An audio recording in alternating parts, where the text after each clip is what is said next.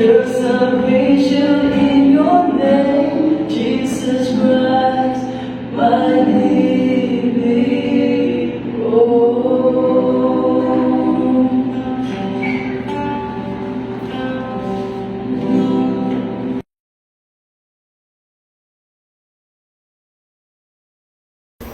Good evening, church. So welcome to our prayer meeting for first prayer meeting this month of Feb. And as we start, may we open in prayer.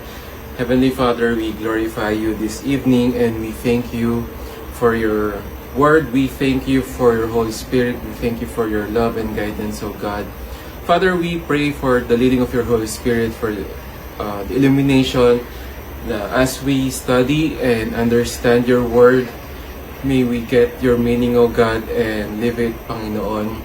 And as we pray the Psalms, may our hearts, Father, continually long for your word and praise you. In Jesus' name we pray. Amen.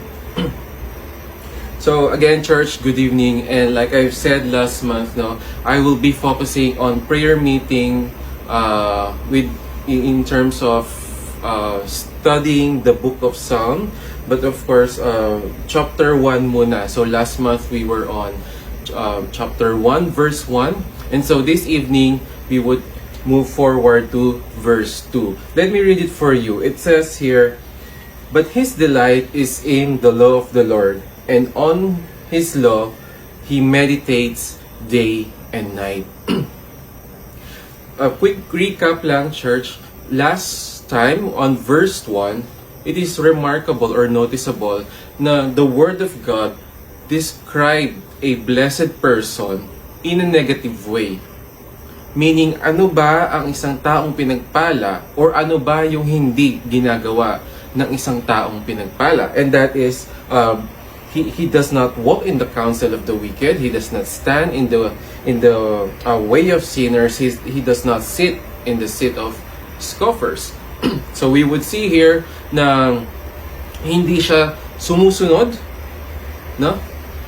Hindi siya nakikisang-ayon at hindi rin siya nakikiisip or nakikisama, no? Isa sa mga nag-iisip para sumuway sa Panginoon, sa kalooban ng salita ng Panginoon. And so on verse 2, it started with the word but. So pag sinabi natin but, it is a contrast, it is an opposition or contradiction, no, or exception doon sa naunang nabanggit. So una, it is ito yung mga hindi ginagawa ng isang taong pinagpala.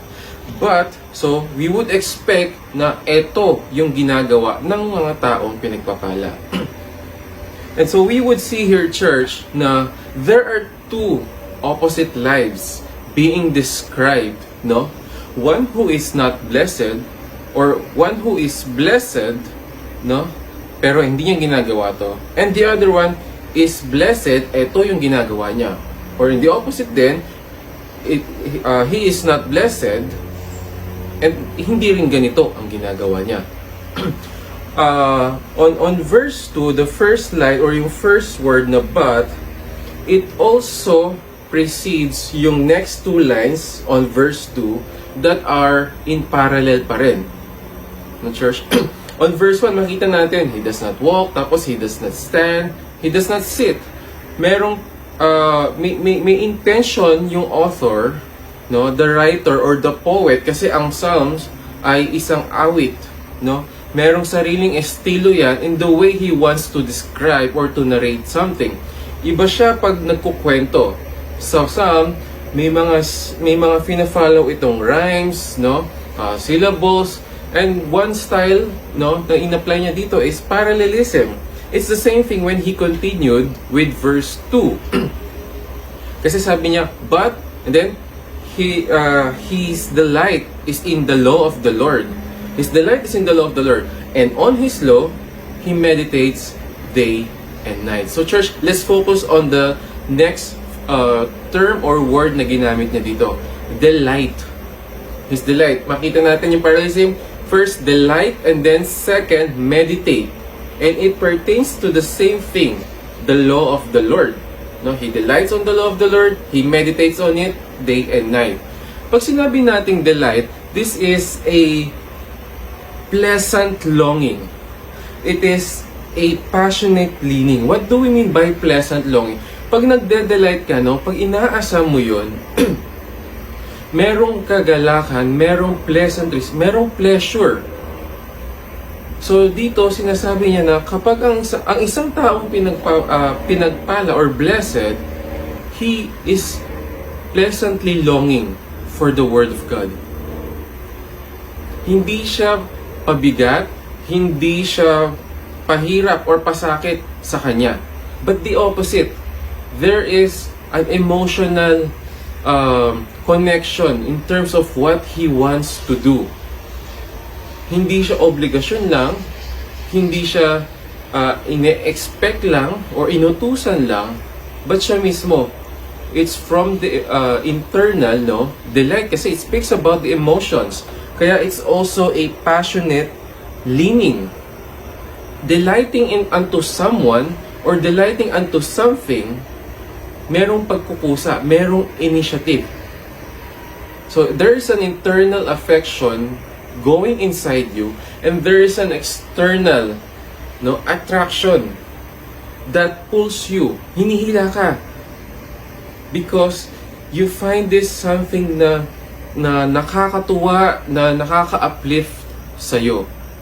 At ganoon daw ang isang taong blessed when he delights on the law of the Lord. There is an attraction from the Word of God. There is an affection from the Son of God. No, tayo mga children of God. Hindi siya one way na gusto lang natin magbasa for the sake na malaman lang natin kung anong sinusulat o nasusulat doon. But there is something that pulls us, and then when we read the Word of God, it becomes a delight.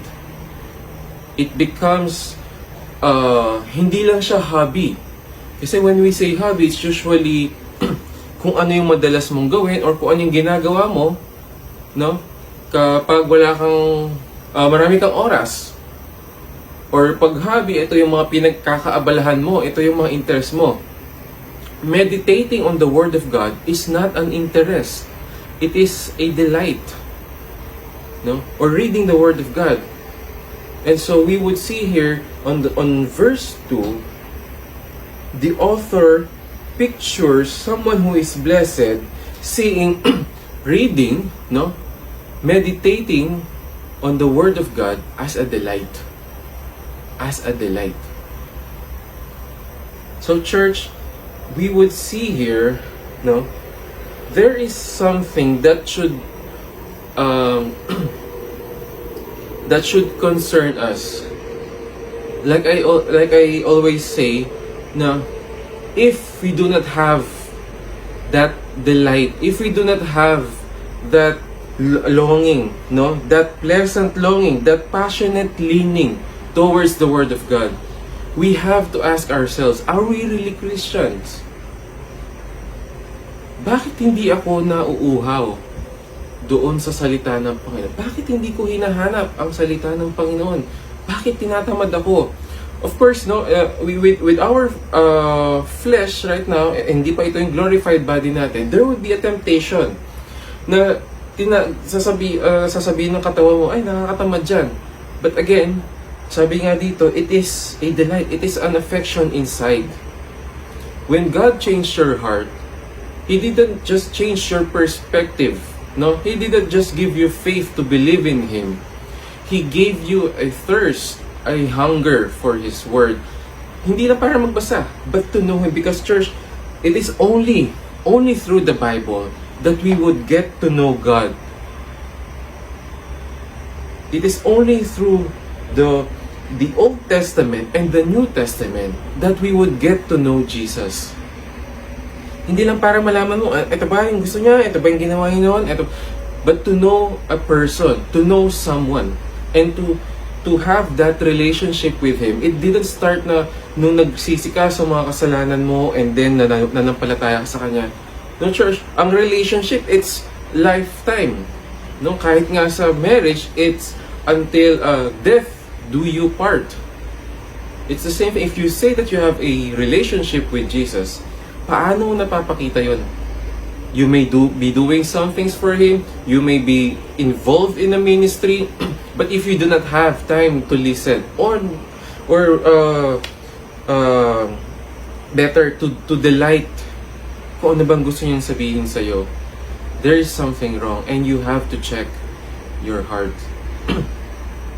The next word that we would be focusing on would be the law, no? But his delight is in the law of the Lord. Hindi lang siya ito law. The Hebrew word here is Torah. During these times, no, nung nasulat ang Psalm, hindi pa po kumpleto even yung Old Testament. And what the Jews have back then are just the first 5 books of the Old Testament. Genesis, Exodus, Leviticus, Numbers, Deuteronomy. Ang tawag nila doon is Torah or instructions or law that was handed by God through Moses. We would see here, ano ba ang pag sinabi nating law? When God brought down His law, no, specifically, for example, yung 10 Commandments, hindi lang niya sinabi yon na para ma-inform yung mga Hudyo, yung mga Israelita, kung anong hindi nila gagawin. When God delivers His law, He is telling something about Himself. The law of the Lord, no, the law of God, it helps us understand kung sino ang Diyos. Hindi siya nagsabing bawal magsinungaling para lang hindi tayo magsinungaling. But why? Bakit ayaw ng Panginoon nagsisinungaling? Because He is truthful. He does not lie. And by knowing na ayaw ng Diyos na nagsisinungaling, no? Kasi siya mismo ang katotohanan at hindi niya kayang magsinungaling. And there is a reflection that we come to understand God. This is a truthful God. No? Ano pa? He does not want us to worship other gods. Unlike with the other gods sa ibang mythology, Greek mythology, Roman mythology, there are different kinds of gods. And so they know, no, it's acceptable for their gods to be worshipped together with the other gods. But with God, anong sabi ng Panginoon? Ako lamang ang dapat mong sasambihin. No other beside me. Nakikita natin dito na God is a jealous God. He wants us, no? He wants all of our attention. He doesn't want it divided. Not just because may mga ibang not just because siya lang talaga ang tunay na Diyos, but even yung mga ginagawang Diyos-Diyosan, ayaw din yun, mas lalong ayaw yun ng Panginoon.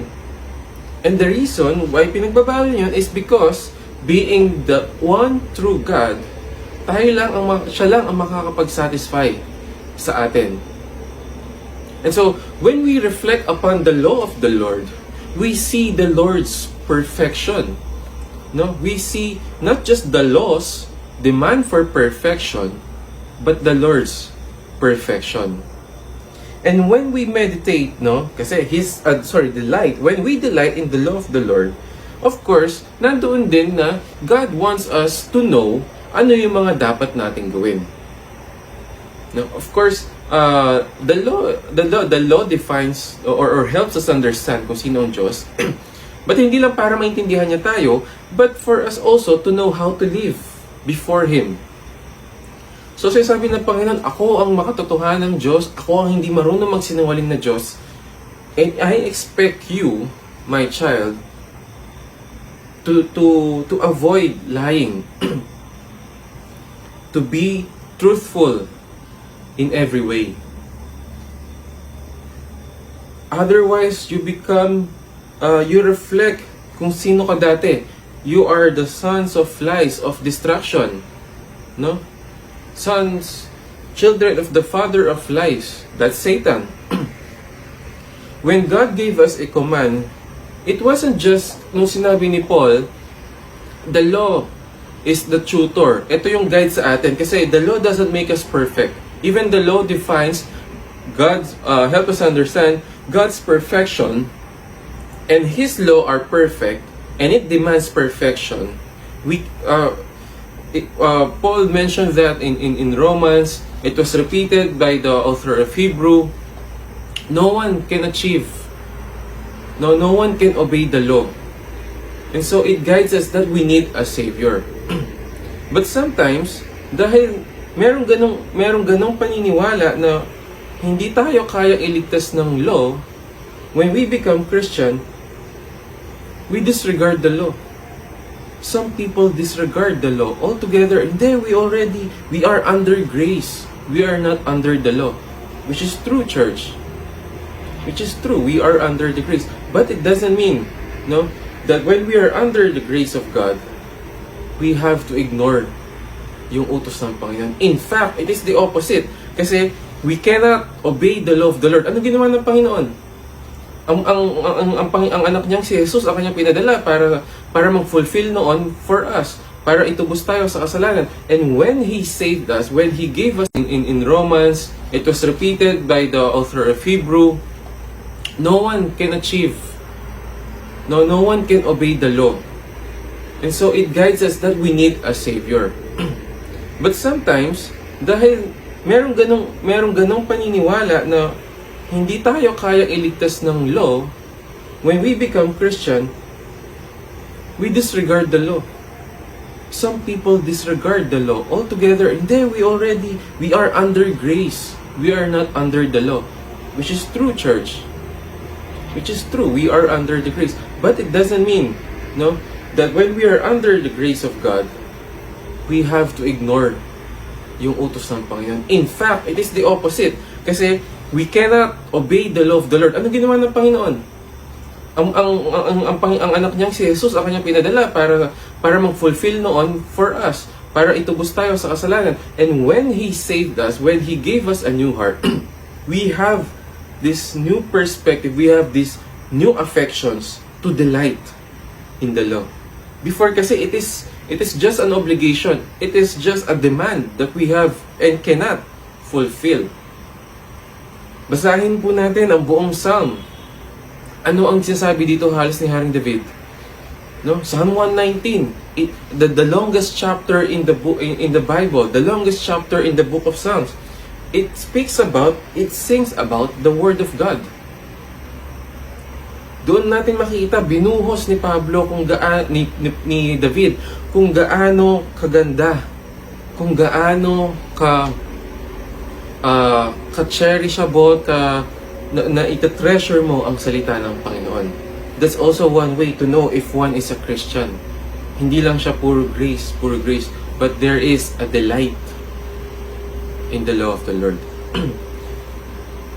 Last, church. So, a blessed man delights in the law of the Lord and meditates on it day and night. So, kanina delight, ngayon meditate. When we talk about delight, it speaks about the affections. No, it's more on the emotions. It's more on the heart. But when we talk about meditate, it's more on the mind. No, I'm not saying intellectual. Although may factor na intellectual kasi kailangan mong intindihin 'yan. Kailangan gamitin ng utak. No, hindi mo maintindihan yung hindi mo kailangan maging matalino, but kailangan mo siyang intindihin. No, ang gagamitin natin doon ay yung pag-iisip natin. So, meditation is about focusing all of our attention. It is our lone point. Some scholars say na ang Hebrew word kasi ng meditate na ginamit dito is haga. And sometimes, it is the word being used kapag merong inunguya ang isang cow, ang isang baka. Di ba pansin natin, or even yung mga kambing, pag ninunguya nila kumakain sila ng damo, hindi nguya, konti lang, tas lunok na. Matagal. Ninanamnam nila yung damo. Parang sa mga iba rin, sa atin, bilang mga tao, no? Kapag kumakain tayo ng isda, Di ba? Yung marunong kumain ng isda, alam na alam natin yon. Hinihimay niya. No? Walang natitirang laman. Tinik lang ang matitira. Ninanamnam niya. Sinusulit niya. That is meditation. That is a blessed man. He meditates. Ninanamnam niya ang salita ng Panginoon. Pinagbubulay-bulay niya. And, church, yun ang focus ng isang taong pinagpala. I'm not saying na buong araw, buong buhay mo, wala nang laman yung utak mo kundi salita ng Panginoon. Maganda, no? But of course, hindi lang naman yun yung nangyayari sa paligid mo. You also have to consider yung mga bagay-bagay. But, no, may mga naisip kang mga bagay na are also important. But, your utmost meditation is the law of the Lord, the Word of God. Yun ang number one and sole point ng iyong kaisipan. The Word of God. You are not distracted by the other by this world. Yes, may news. No? Yes, may bad news. Yes, may good news. Yet, binabasa mo yung mga bagay na yun, tinitingnan mo yung mga bagay na yun sa pamamagitan ng salita ng Panginoon. Ito yung sinabi ng Panginoon dyan. May nangyari sa'yo, good or bad, ganito ang sinasabi ng Panginoon dyan. Although of course, hindi naman sasagutin lahat ng salita ng Panginoon yung katanungan natin. But it gives us wisdom. Paano mangyayari yun? Hindi ka lang basta maghahanap ng verse. No? Because right now, that is the problem. We just check the verse. We find for the verse. Pero hindi natin minimeditate. Madaling mag-post ng Bible verse sa Facebook. Madaling mag-like, magbasa ng verse, no? Madaling mag-comment ng amen. But have we really meditated upon that verse? Have we really go beyond that verse na you have to understand ano bang tinutukoy ng verse na ito? Ano ba itong linya na to in connection sa buong libro? Now you're saying probably, parang very tedious naman yan. Kailangan mo pang basahin yung buong libro. Bakit church? Kulang ba yung oras natin para basahin ang salita ng Panginoon? Bakit church? Is it parang pabigat ba, pasakit ba na we have to read the Word of God? Sabi dito, blessed is the man who meditates on the law of the word of the Lord. And so, I encourage you, everyone who listens, who sees, na we have to go beyond. We have to go beyond kung ano yung mga nakikita natin na verse. Of course, these are beautiful, but we have to know ano ba talaga yung tinutukoy dito. Kasi we don't want to misinterpret God. We don't want to misunderstand God. No? Hindi, ito kasi ibig sabihin yan. Ito para sa akin. But you have to meditate. Kaya dito, sabi niya, and on His law, He meditates day and night. Hindi niya sinasabi dito from day to night na buong araw yun ang meditation mo. But there is a lengthy, pondering.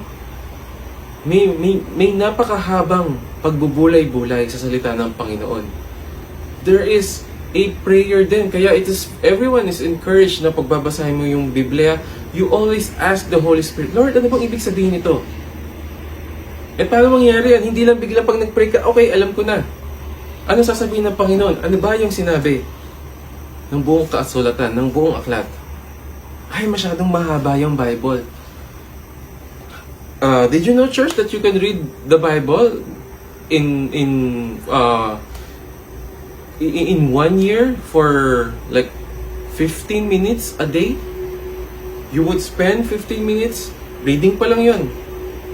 You could go further. Pag-aralan mo pa. Don't just rely sa mga nagpipreach, sa mga nagtuturo. Kaya nga lahat tayo may access eh. para tayo mismo may sarili tayong pag-aaral sa salita ng Panginoon. Kaya marami rin ang mga naliligaw sa mga iba't ibang klase ng kulto. Because they're not reading it, they're just relying dun sa leader nila. How would we know? Going back sa example kay Paul, no? and the Bereans. They examine the scriptures.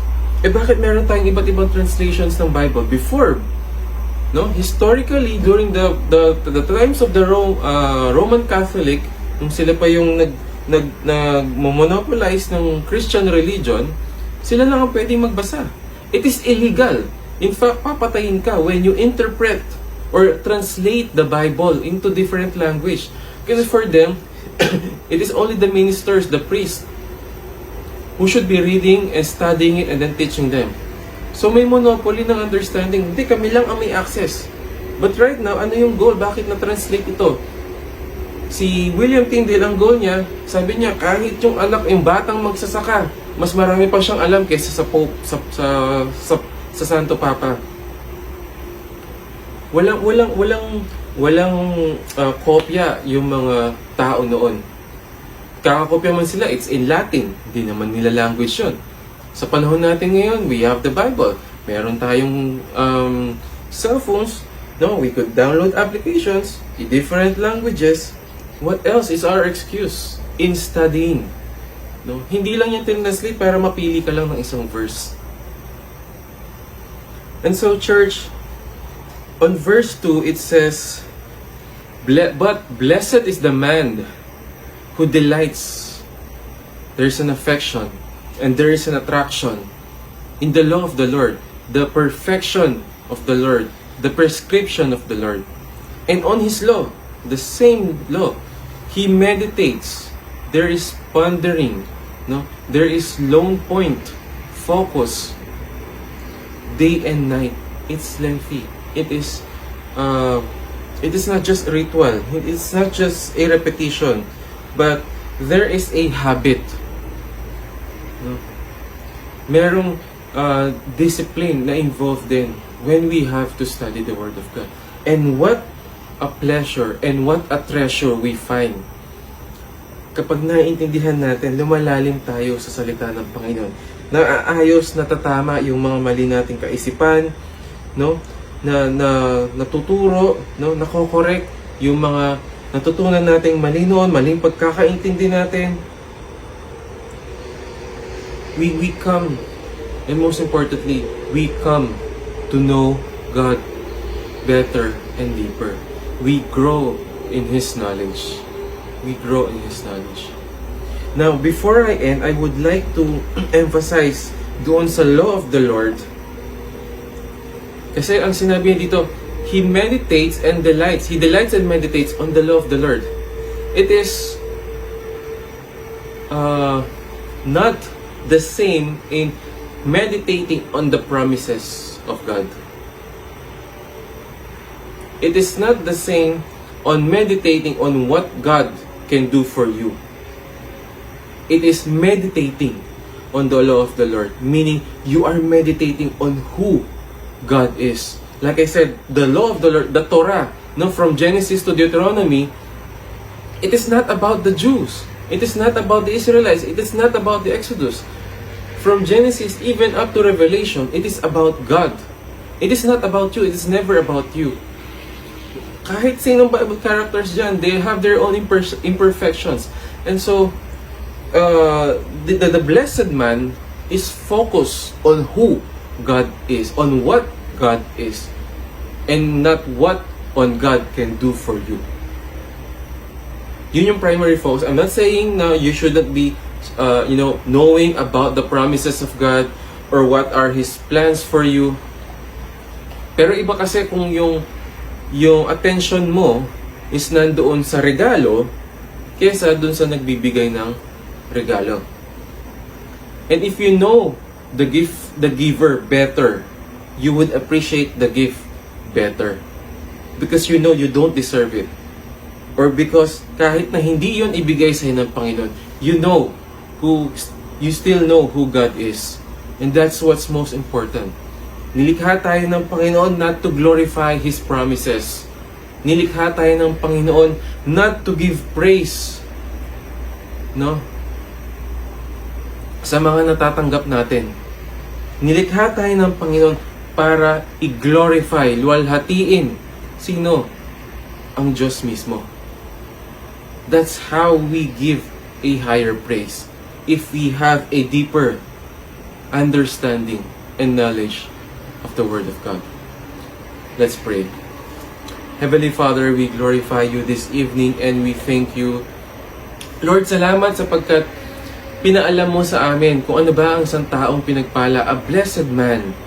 Kung ano yung hindi niya dapat ginagawa, ano yung hindi ina-expect sa kanya, and kung ano ang ginagawa niya, ano ang ina-expect sa kanya. Father, we thank you for you've given us free access sa iyong salita. We can naintindihan namin, Panginoon, sa lengguwahe na mababasa namin, mapapakinggan namin sa social media, sa radyo, sa internet. And Lord, you are using teachers and preachers to help us understand your word. But most importantly, Father, we have the Holy Spirit who helps us understand your word by meditating on it. And Lord, we thank you because meditating on your word is a delight for a blessed man. May we have that longing, Father, to know you better through your word. In Jesus' name we pray. Amen.